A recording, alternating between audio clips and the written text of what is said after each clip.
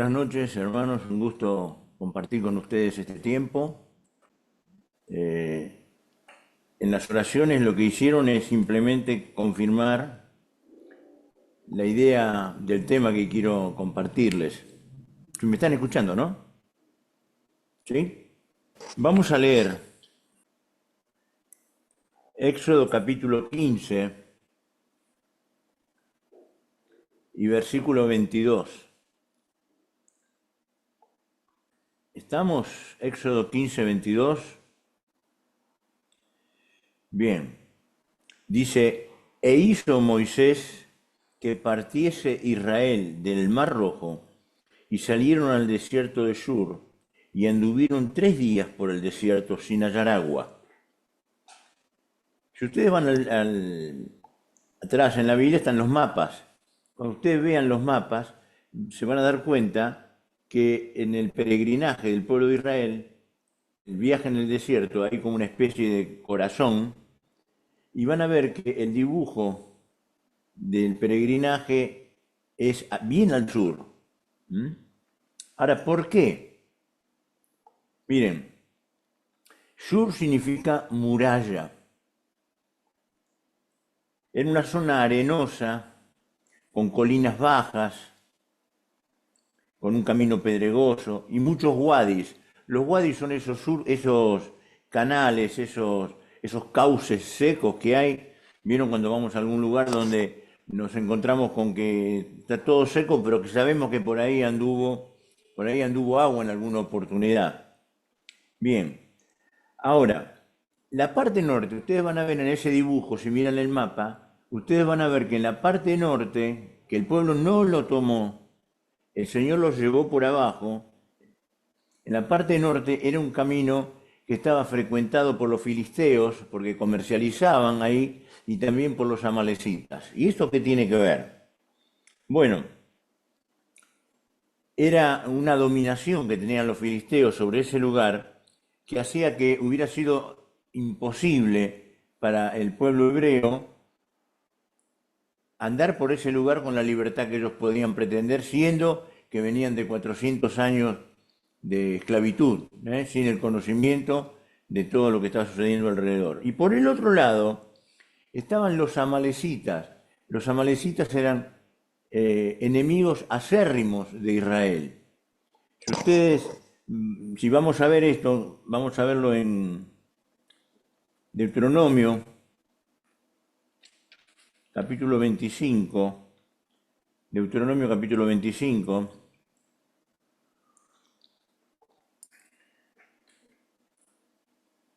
y en el versículo 17 dice Moisés, cuando se estaba empezando a despedir del pueblo, dice, acuérdate de lo que hizo Amalec contigo en el camino y cuando salías de Egipto, y cómo te salió al encuentro en el camino, y te desbarató la retaguardia de todos los débiles que iban detrás de ti, cuando tú estabas cansado y trabajado y no tuvo ningún temor de Dios.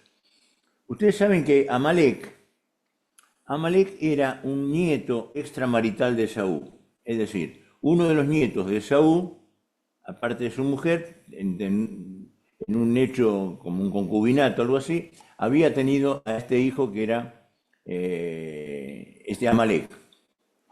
Ahora, cuando el pueblo estaba saliendo, por eso cuando acá en Deuteronomio, después de 40 años, empieza Moisés a recordar todo lo que fue ese camino, le dice, acuérdate de lo que hizo Amalek cuando venías en el desierto. ¿Qué pasaba? Entre la gente que transportaban, que andaban y demás, había ancianos, ancianas, mujeres enfermas, criaturas, y él atacó por la retaguardia. Ahora, ustedes saben bien que Amalek es figura de la carne. Siempre cuando hablamos de Amalek estamos hablando como de que es el símbolo de la carne. Y por el otro lado, si sumamos a esto el hecho de que era descendiente de Jacob, ¿no es cierto? De Isaac y demás, nos hace considerar, nos hace pensar en que muchas veces el enemigo, la carne, a veces está dentro de la fe, está dentro de nosotros mismos, de nuestra propia experiencia. ¿Cierto? El mayor enemigo que puede tener el cristiano es él mismo. la carne que habita dentro de él, la vieja naturaleza que todavía tiene participación en nuestras decisiones. Y ahí lo vemos, a los amalecitas. ¿Y ustedes saben algo? Realmente fue vencido. Moisés dijo esto: acuérdate lo que hizo Amalek cuando estabas en el desierto y todo lo demás. Y realmente Amalek fue destruido como el Señor había pedido, pero 1000 años después, por mano de Saúl. Recién ahí los amalecitas fueron destruidos. Así que convivieron durante 1000 años con esta clase de gente. Ahora, al entrar en la vida de experiencias del desierto, nosotros estamos en el desierto, después lo vamos a ver otra vez, pero ya no estamos en Egipto, estamos en el desierto y vamos a Canaán, vamos al lugar de provisión que el Señor ha hecho para nosotros. Pero al entrar en la experiencia esta del desierto, somos puestos a prueba. Una cosa que a veces se hablaba con... Permítame tomar el té calentito. A veces hablaba con... Había una hermana con la que yo hablaba sobre este tema y que ella decía, hablando sobre... ¿Vieron cuando Pedro dice, para que sometida a prueba vuestra fe? Claro, pero la prueba de la fe no es para que Dios me conozca. Dios me conoce, y bien que me conoce. Era para que yo conozca quién soy y qué es lo que digo, y está de acuerdo lo que yo digo con lo que yo hago, lo que yo soy. ¿Se entiende? Así que la experiencia en el desierto para el pueblo de Israel fue precisamente para poner a prueba su corazón. Dice, a ver, vamos a verlo allí en Deuteronomio capítulo 8. Allí el título de nuestras Biblias dice, la tierra, la buena tierra que has de poseer. Dice versículo 2, y te acordarás de todo el camino por donde te ha traído Jehová tu Dios estos 40 años en el desierto. Escuchen esto, para afligirte, para probarte, para saber lo que había en tu corazón, si habías de guardar o no sus mandamientos. ¿Entienden? Cuando pensamos en este hecho, el Señor provocó eso en la experiencia de los hebreos, los israelitas en el camino, para que ellos puedan ver lo que había en el corazón de ellos, tan lejos de lo que ellos pretendían, tan lejos de lo que ellos pensaban que eran, pero Dios lo había hecho con esa finalidad. Miren ustedes, ahora, ellos empiezan a andar, empiezan a aparecer las aflicciones, que son semejantes a las que podemos tener nosotros. Yo todo este tema lo he tratado en algunas oportunidades, hablando de todos los lugares de donde pasó el pueblo, por Mara, por Elín, por todas estas cosas, ¿no? Y ahí lo tenemos, a ellos pasando por estos lugares, y ahí sufrieron todo tipo, no tuvieron comida, no tuvieron agua, tuvieron dificultades. Por todos estos lugares el Señor los hizo pasar. Ahora, era como pensar que cuando de pronto el sol y la brisa del desierto se transforman en tormenta y noche. Y en nuestra vida pasa algo semejante. De pronto, no todo es... Recién escuchábamos los motivos que los hermanos daban de dolores, de aflicciones, de chicos enfermos, de hombres enfermos. Tanto lo padecen ustedes allí, lo padecemos nosotros aquí, porque es el camino que tenemos en el desierto y es un camino de aflicciones. Pero el tema es que el Señor quiere que nosotros reconozcamos nuestro corazón, para que veamos lo que hay en nuestro corazón. ¿Cuántas veces nos hemos plantado en una idea pensando, yo pienso que esto es así, debe ser así? Y claro, de pronto aparece una dificultad en nuestra vida y cambiamos nuestra... Una vez le decía a una hermana, estamos hablando acerca de los temores que se pueden tener. Yo había puesto en la clase bíblica había puesto 5 o 6 temores que uno puede tener. Temor a la muerte, temor a las enfermedades, temor a la pérdida del trabajo, temor a, bueno, una serie de cosas. Hablar en público. Y había una hermana, querida hermana, que pone, mi temor es hablar en público. Un hermano que estaba muy bien conceptuado y demás, mi temor es perder el trabajo. Incluso me hizo llamarle luego la atención, digo, ¿cómo? Si el Señor cuida de las aves, ¿no va a cuidar de vos? Y es que tengo temor de esto. Y una hermana particularmente dice, yo, el tema que tengo es con las enfermedades, que mis hijos no se enfermen. Entonces yo le digo, mira qué limitada podés estar ante esto. ¿Por qué? Porque de pronto hay una mujer, una madre de un chico de los que van con los tuyos a la escuela, y la madre te dice, usted que va a la iglesia, ¿por qué no oran por fulanito que está enfermo? ¿Y qué vas a decir vos? No, no, ¿por qué? Y porque mañana estás vos en esta misma situación y darías un mal testimonio. Médico, cúrate a ti mismo, como dijo el Señor, ¿no? Entonces, ¿cuánto cuidado?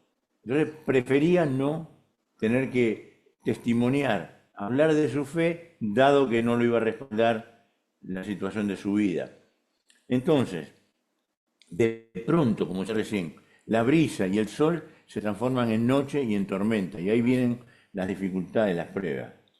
Y parece que cuando esto sucede, somos inclinados a mirar para atrás. Como dijeron ellos, vamos a leer en Hechos capítulo 7, tan leído por todos nosotros, ¿no? Versículo 39, Hechos 7, 39.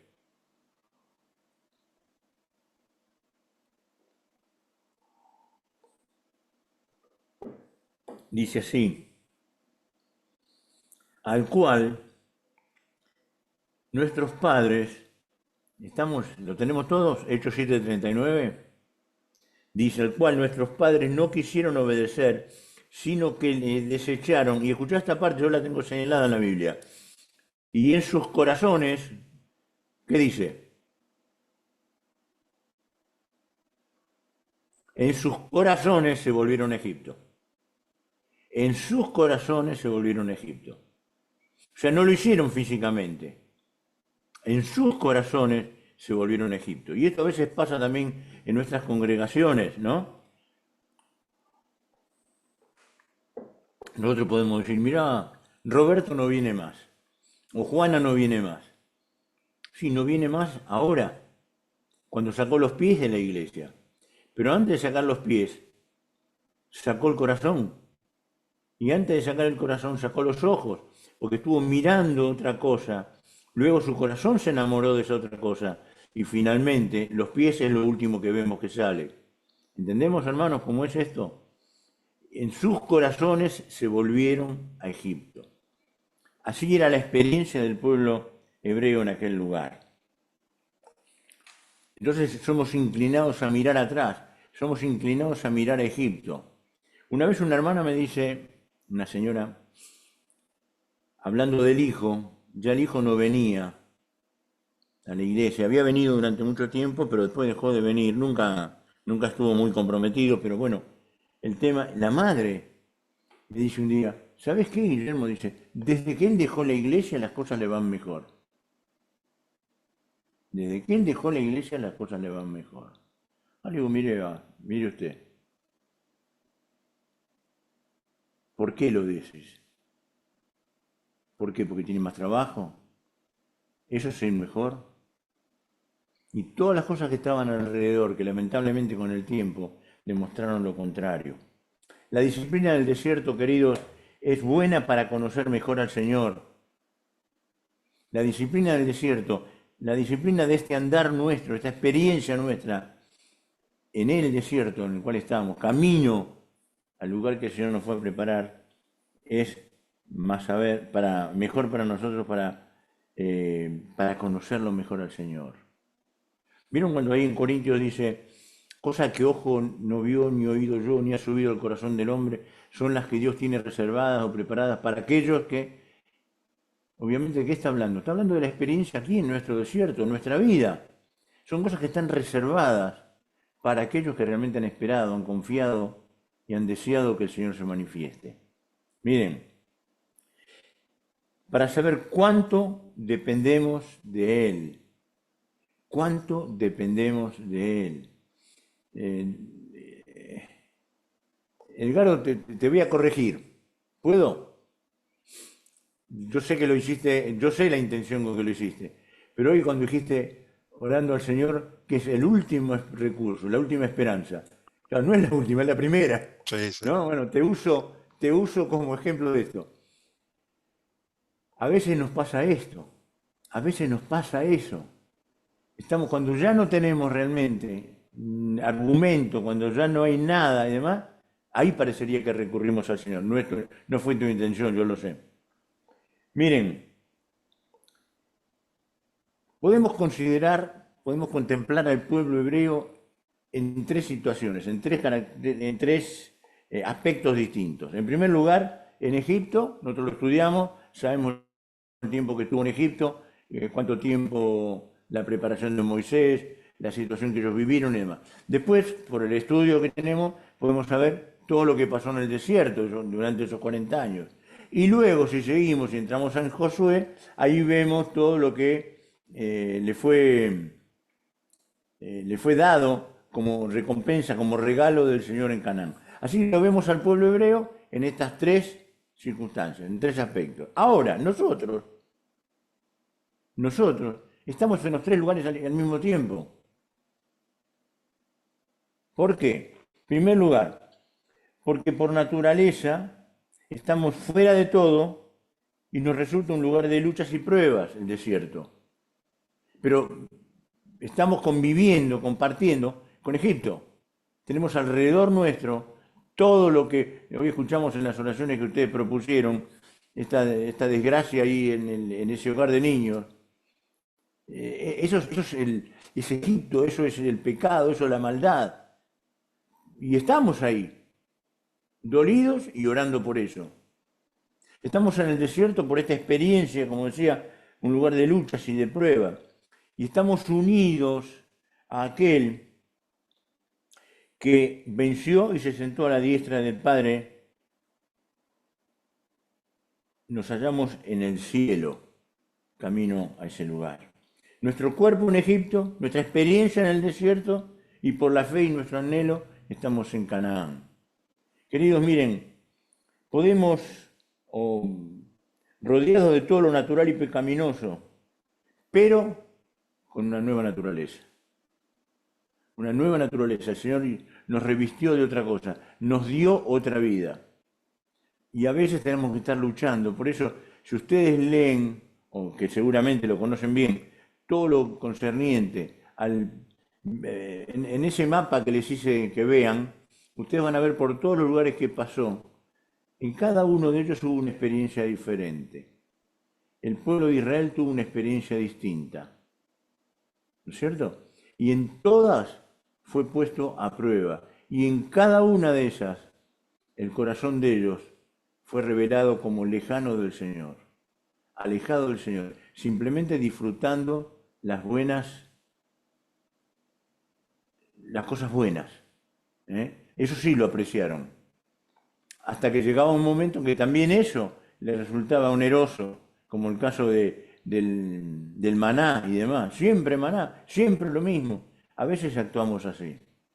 Por eso, miren, queridos, cuando hoy estaban orando ustedes y yo pensaba en este tema que les quería compartir, pensaba, digo, cuánta verdad en esto, cuánta similitud entre la experiencia del pueblo de Israel con nuestra vida.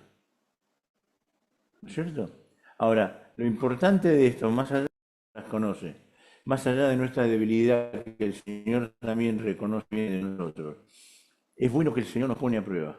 No nos prueba Él, nos pone para que nosotros lo veamos. Es como un espejo donde podemos realmente revelar qué realmente somos. Y ya no tengo el pelo negro como lo tenía antes, que ya no tengo tal y tal. O sea, eso me refleja exactamente la verdad.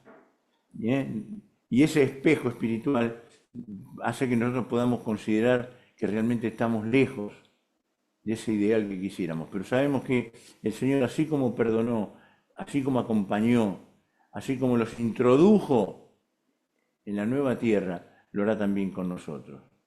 Queridos hermanos, la lucha es constante, la lucha es cada día, la lucha es permanente, cada día aparece una cosa nueva que nos hace a veces decir, Señor, quisiera estar ya en tu presencia. Señor, ya no quisiera padecer más de lo que hay en este mundo. Pero bueno, el Señor nos tiene. Y con nosotros tiene a nuestros hijos, con nosotros tiene a nuestros nietos, los hermanos jóvenes de la iglesia, todos aquellos que realmente requieren y necesitan de la presencia, de la experiencia y del acompañamiento que nosotros podemos hacerles. Queridos, que el Señor les bendiga, que sepamos que si la lucha es grande, el Señor lo es más.